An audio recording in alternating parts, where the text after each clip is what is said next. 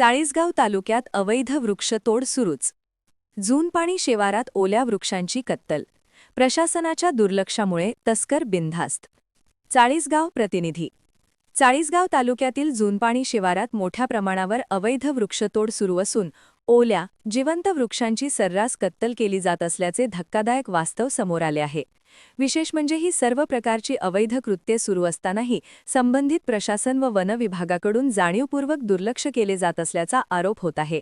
आज अखिल भारतीय भ्रष्टाचार निर्मूलन संघर्ष समितीचे चाळीसगाव तालुका अध्यक्ष नवनाथ मांडे यांना जूनपाणी शिवारात ओल्या लाकडांनी भरलेला आयशर ट्रक क्रमांक MH18BZ 2296 संशयास्पदरित्या जाताना दिसून आला.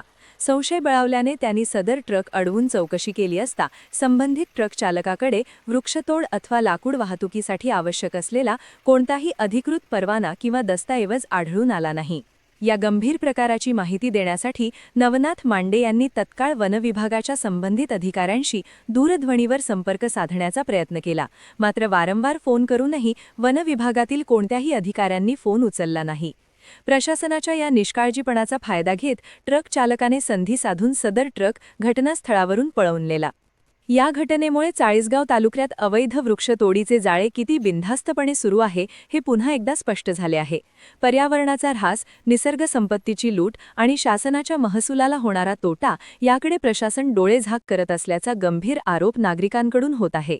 अखिल भारतीय भ्रष्टाचार निर्मूलन संघर्ष समितीच्या वतीने संबंधित ट्रकचा शोध घेऊन दोषींवर कठोर कारवाई करण्याची तसेच जूनपाणी शिवारासह संपूर्ण तालुक्यात सुरू असलेल्या अवैध वृक्षतोडीवर तात्काळ आळा घालण्याची मागणी करण्यात आली आहे.